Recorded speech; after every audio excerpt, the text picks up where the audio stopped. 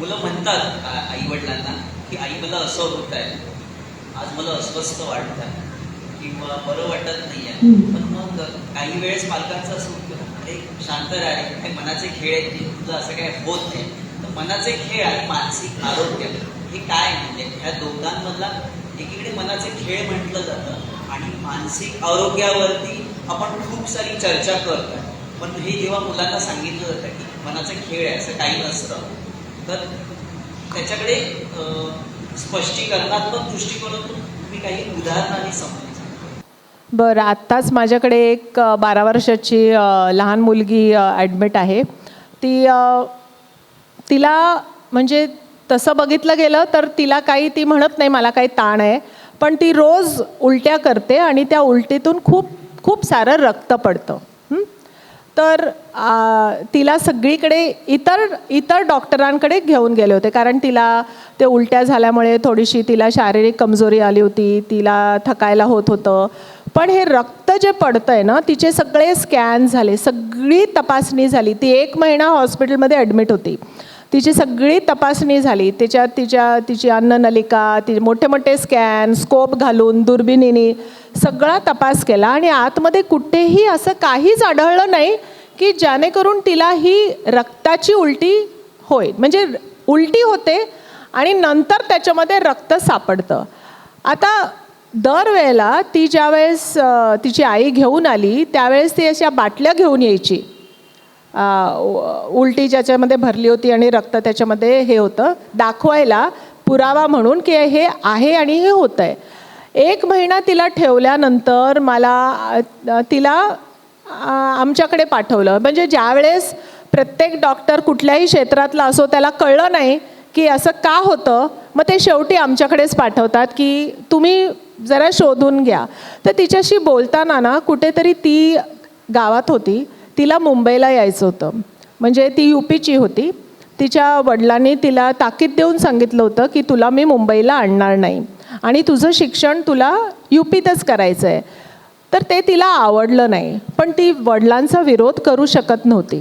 म्हणजे ती वडिलांना सांगू शकत नव्हती.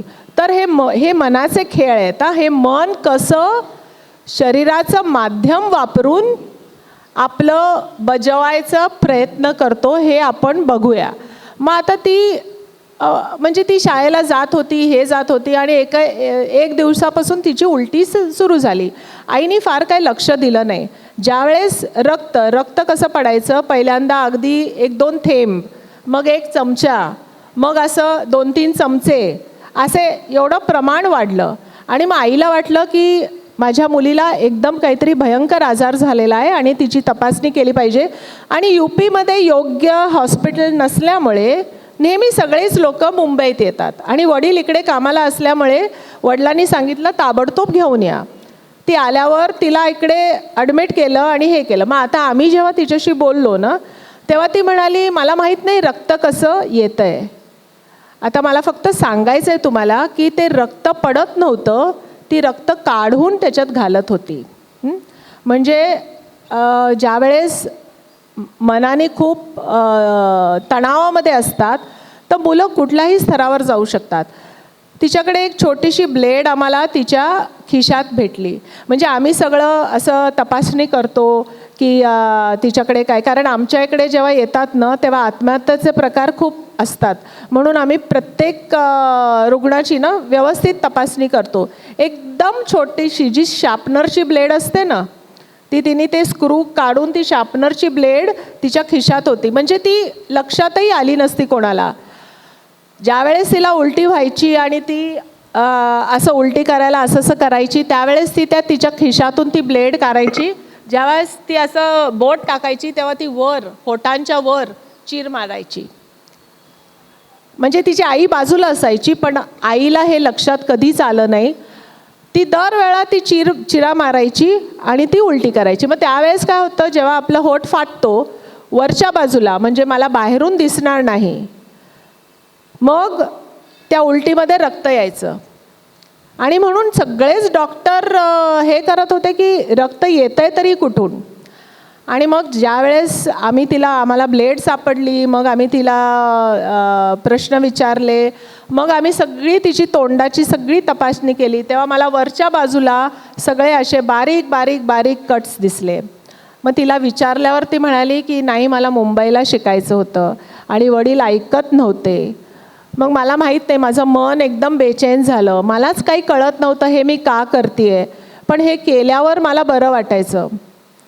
मग तिच्या वडिलांची समजूत घातली, त्यांना सांगितलं आणि मग आता ती मुंबईला शिकते, ती आमच्याकडे अजून फॉलोअप करते. तर हे असे आमच्याकडे जी मुलं येतात कधी कधी पोटदुखी का डोकेदुखी का कधी बेशुद्ध होतात का कधी त्यांचे हातपाय असे लटपटतात, मग हे सगळे मानसिक कधी कधी खेळ म्हणूया आपण.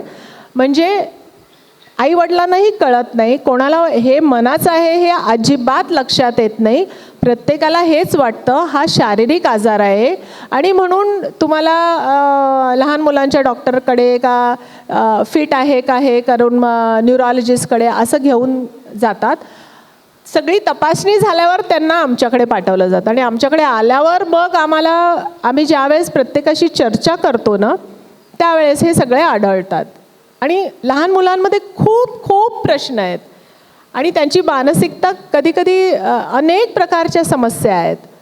म्हणजे दुस्वास, ह्याला माझ्यापेक्षा जास्त मार्क का मिळतात, मग तो राग ना मी कुठेतरी माझ्या मनातच ठेवते. मग तो राग मनात ठेवल्याने काय होते, माझी आतली चिडचिड झाली की मी माझ्या लहान भावाला सारखं मारत राहणं, माझी पुस्तकं फाडून टाकणं, अभ्यासाला नाही बसणं, खोटं बोलणं, कधी चोरी करणं, कुठल्याही रूपात ते ट्रान्सफॉर्म होतं.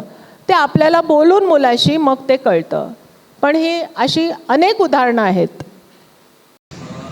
तर तुम्ही जी काही उदाहरणं सांगितली मगाशी एका प्रश्नाच्या उत्तरात येताना सांगितले की भीती वाटते, परीक्षेचा पेपर आला की पोटात गोळा येतो, डोकं दुखायला लागतं, मोबाईल नाही दिला जेवताना, मोबाईल नाही दिला तरी मन अस्वस्थ होतं.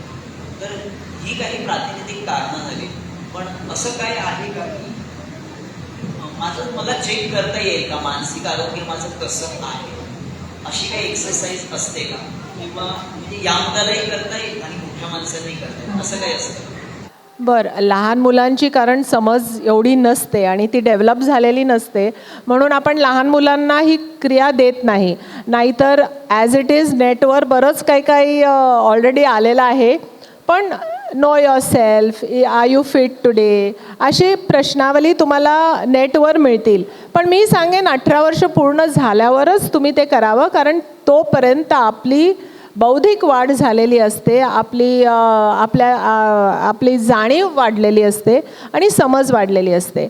पण जर मी मगाशी मानसिक स्वास्थ्याचं तुम्हाला डेफिनेशन दिलं होतं, त्याप्रमाणे जर माझं दैनंदिन क्रिया मी करते तर माझं स्वास्थ्य उत्तम आहे. मी भांडत नाही, मी भांडली तरी मी माझ्या मैत्रिणीशी बोलायला परत जाते, चूक कबूल करते, मला हवी वाटते, मला तिच्याशी नातं तोडायचं नाही आहे, ह्या भावना जर तुमच्यामध्ये असल्या तर तुम्ही व्यवस्थित करता आणि तुमचं रोजचं म्हणजे अभ्यासक्रम करताय, खेळायलाही जाताय, तेही तेवढंच महत्त्वाचं आहे.